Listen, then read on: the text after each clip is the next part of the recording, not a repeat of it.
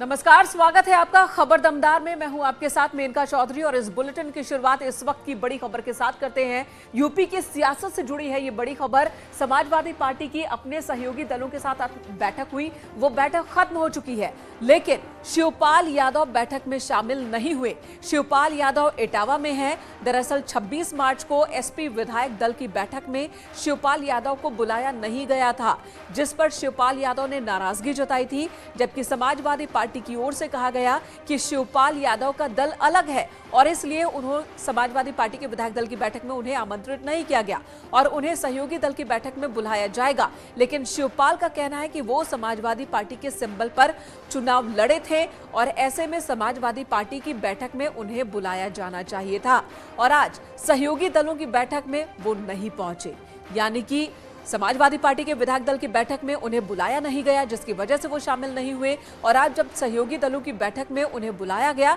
तो वो यहां पर भी मौजूद नहीं थे। एसपी गठबंधन की बैठक हुई है आज, लेकिन तस्वीरें देखकर ऐसा लगता है कि मनमुटाव अखिलेश यादव और शिवपाल यादव के बीच एक बार फिर से सामने।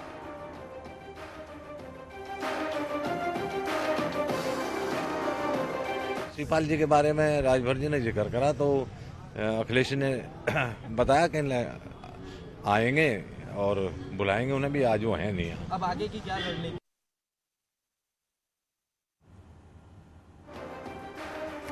लखनऊ से हमारे सहयोगी अलाउद्दीन हमारे साथ जुड़ेंगे इस मसले पर और आपको बताएंगे कि आखिर क्या वजह है कि लगातार दूरी एक बार फिर से बढ़ती हुई नजर आ रही है समाजवादी पार्टी के अध्यक्ष अखिलेश यादव और शिवपाल यादव के बीच। अलाउद्दीन हमारे साथ जुड़ चुके हैं। अलाउद्दीन, चुनाव से पहले गठबंधन होता है और चुनाव खत्म, नतीजे मनमाफिक नहीं आए और अब गठबंधन की गांठ ढीली पड़ती हुई दिख रही है।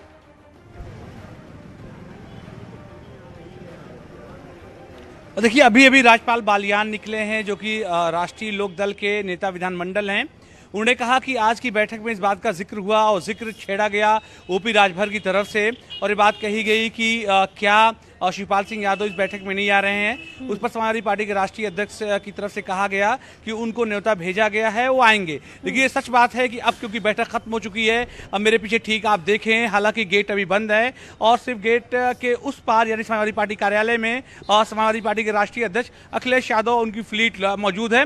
सहयोगी दल के तमाम जो लोग हैं वो यहाँ से फिलहाल जा चुके हैं, यानी ओपी राजभर की पार्टी के जो विधायक थे वो भी जा चुके हैं यहाँ से और फिलहाल आरएलडी के भी सारे विधायक यहाँ से जा चुके हैं। ठीक है अलाउद्दीन, ये भी बताया कि आज की बैठक में है क्या बातें हुई, किस तरह से चर्चा हुई, जो हार उस पर मंथन विधायक दल की बैठक हुई थी समाजवादी पार्टी की, उस दौरान भी चर्चा हुई थी कि वजह क्या रही हार की, और अब जब सहयोगी दलों के साथ मीटिंग हुई है तो इस मुद्दे पर जरूर चर्चा हुई होगी। तो क्या वजह सहयोगी दलों की ओर से सामने रखी जा रही है?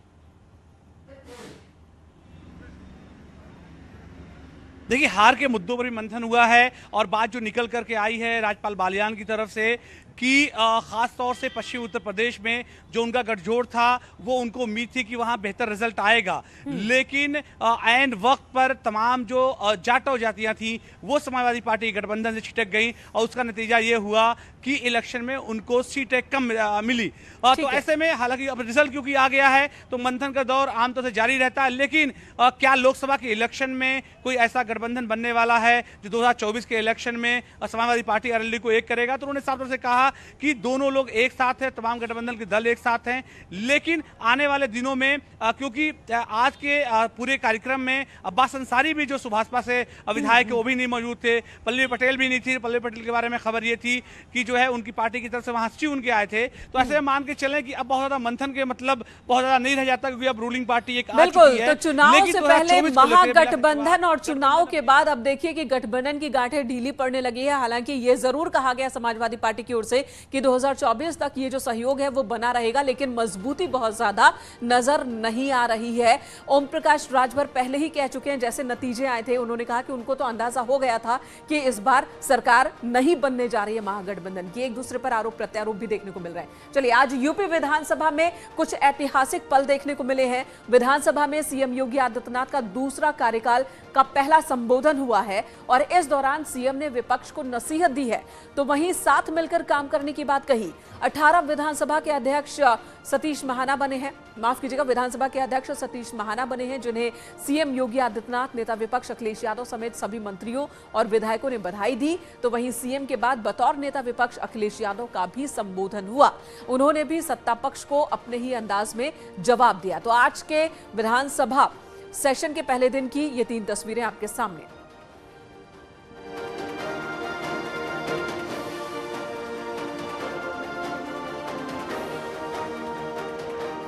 सीएम योगी ने अपने दूसरे कार्यकाल में पहली बार सदन को संबोधित किया और इस मौके पर मुख्यमंत्री ने कहा कि जनता नेगेटिविटी को स्वीकार नहीं करती है, जो सकारात्मक होगा वही अंगीकार होगा, सकारात्मकता से ही प्रगति का मार्ग तय होगा। सीएम योगी ने चुनाव के दौरान पक्ष और विपक्ष की बयानबाजी को भी याद किया।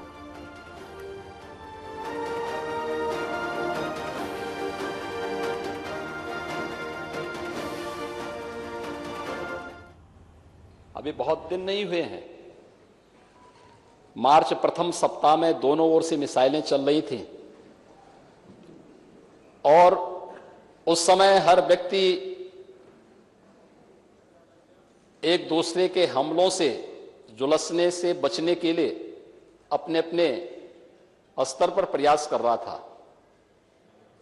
लेकिन यह भारत में ही संभव हो सकता है और भारत में भी, उत्तर प्रदेश में ही, कि राजनीतिक मतभेद भले ही कितने क्यों न हों, लेकिन लोकतंत्र को पुष्ट करने के लिए, सर्वानुमति का रास्ता अपनाने और लोकतंत्र की गरिमा को और उसकी मर्यादा को बनाए रखने के लिए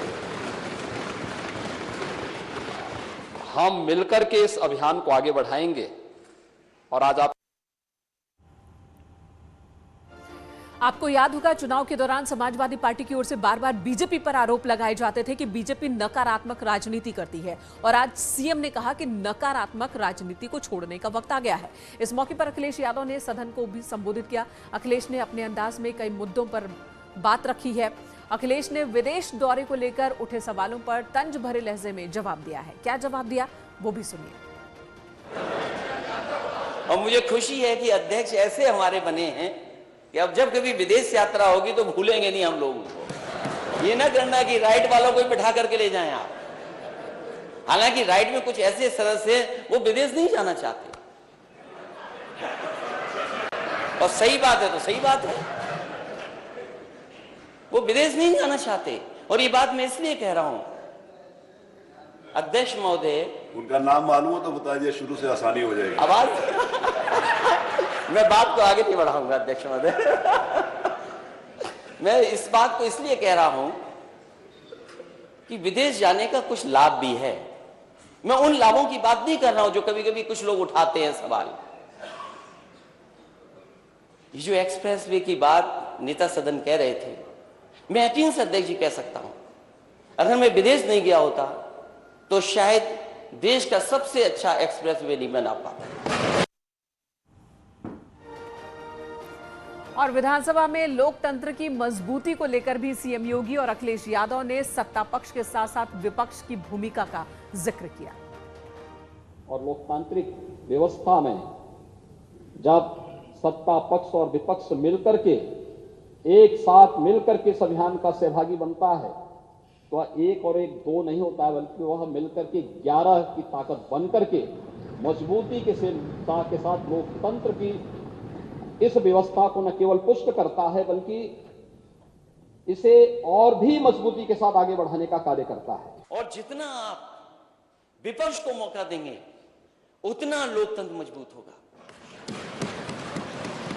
जितना विपक्ष बोलेगा और जितना सवाल विपक्ष उठाएगा, क्योंकि कई बार ऐसा होगा, और क्योंकि मैं भी वहां पर बैठ करके काम किया हूं, कि मंत्री बड़े तैयारी के साथ आते हैं, और कई बार आप सदस्य रहे हैं, आपने भी ऐसे ऐसे सवाल पूछे हैं, वो हमारे मंत्री कई बार जवाब नहीं दे पाते थे, मुझे खड़ा होना पड़ता था।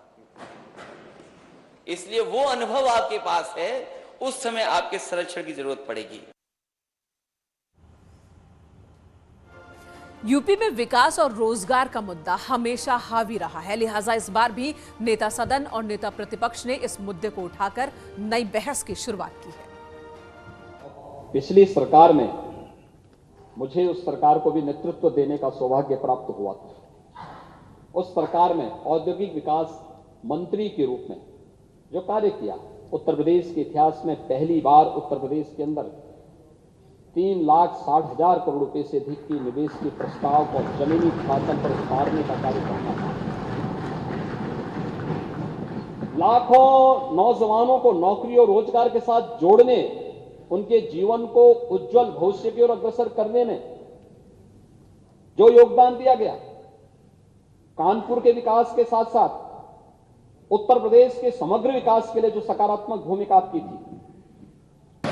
अभी मैं उस बहस में नहीं जाना चाहता हूं कि टेबल बड़ी बजाई गई थी कि 3 लाख जाने कितना 1000 करोड़ की सहमति हुई है। अध्यक्ष जी, आप उस पद पर हैं, हम आपसे बहस नहीं करेंगे, क्योंकि सच्चाई आप भी जानते हो, सच्चाई मैं भी जानता हूं। और जो सदस्य बोल रहे हैं, अध्यक्ष जी इनको कमरे में आकर बुला करके बता देना। अध्यक्ष महोदय, जो माननीय सदस्य बोल रहे हैं, मैं आपसे कहूंगा कि अपने कमरे में बुला करके उन्हें दिखा दीजिए, तो शायद मेरी बात का यकीन न माने, आपकी बात का यकीन मान जाए। और इधर सीएम योगी आदित्यनाथ ने अपने मंत्रियों को निर्देश दिए हैं कि 100 दिन का एजेंडा लेकर चले और एजेंडा बनाकर काम करें। सीएम ने मंत्रियों से 17 जुलाई तक की कार्य योजना बनाकर काम करने के निर्देश दिए।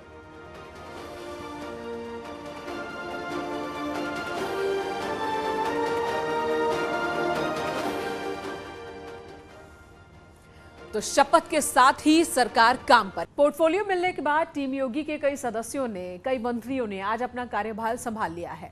डिप्टी सीएम ब्रजेश पाठक ने स्वास्थ्य विभाग की जिम्मेदारी संभाली, जितिन प्रसाद ने लोक निर्माण विभाग, सूर्य प्रताप शाही ने कृषि विभाग, भूपेंद्र सिंह चौधरी ने पंचायती राज विभाग का जिम्मा संभाला। वहीं योगी सरकार में पहली बार मंत्री बने संजय निषाद ने मत्स्य विभाग और नरेंद्र कश्यप ने पिछड़ा वर्ग कल्याण विभाग का कार्यभार आज से ही संभाल लिया है।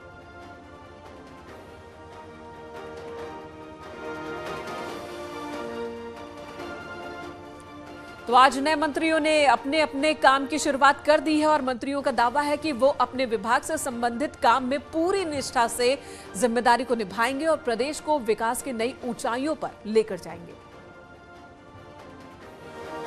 कोशिश के साथ, दमखम के साथ हम लोगों ने किसानों को दिए जाने वाली सारी योजनाओं का लाभ पहुंचाने का प्रयास किया था और इससे उत्तर प्रदेश का किसान काफ़ी संतुष्ट रहा है और किसानों को काफ़ी योगी आदित्यनाथ जी की सरकार ने जो प्रधानमंत्री मोदी के द्वारा चलाई जा रही योजनाएं थी, उन सब का ठीक तरीके से, बेहतर तरीके से क्रियान्वयन।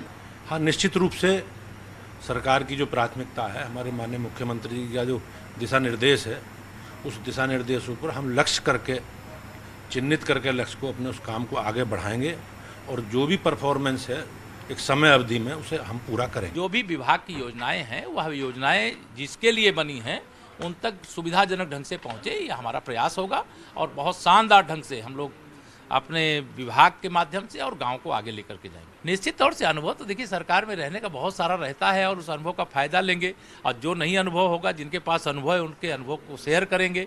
लेकिन जिससे हमारे प्रदेश की जो 24 करोड़ आबादी है, उसमें से सर्वाधिक आबादी गाँव में रहती है, तो गाँव के विकास के लिए कोई कमी शेष नहीं छोड़ेंगे। और शीर्ष नेतृत्व को बधाई देता हूँ और राज्य नेतृत्व को, दोनों को, कि जो जिम्मेदारी दी है अभी उसको हम समझेंगे और निश्चित रूप से उस पर खरा उतरेंगे। सौभाग्यशाली हूँ कि जिस समाज की लड़ाई लड़ रहा था और जिसके लिए कभी हमारा समाज किसी दूसरे के यहाँ न्याय मांगने जाता था, आज मैं अपने को सौभाग्यशाली होता हूँ कि उनको न्याय दिलाने में सहयोगी होऊंगा और मेरे समाज मेरे पास आएगा। उससे बड़ा गौरव क्या हो सकता है। उसके अलावा और भी जो उस पेशे से जुड़े लोग होंगे, चाहे किसी भी समुदाय को होंगे, उनको भी उनके साथ में भला। नहीं, माध्यमिक शिक्षा विभाग मिल गया है। मैं माननीय मुख्यमंत्री जी का स्वागत करती हूँ कि उन्होंने इतना महत्वपूर्ण विभाग मुझे दिया और चूँकि मैं स्वयं में शिक्षक रही हूँ, प्रिंसिपल रही हूँ, तो मैं इस विभाग के बारे में बहुत कुछ जानती हूँ। मैंने 40 साल सर्विस की है, तो मैं समझती हूँ कि इस विभाग को बहुत बेहतर बनाने का मैं प्रयास करूँगी और मुझे सफलता मिलेगी। ब्रेक के लिए यहाँ रुकेंगे, खबरें जारी हैं।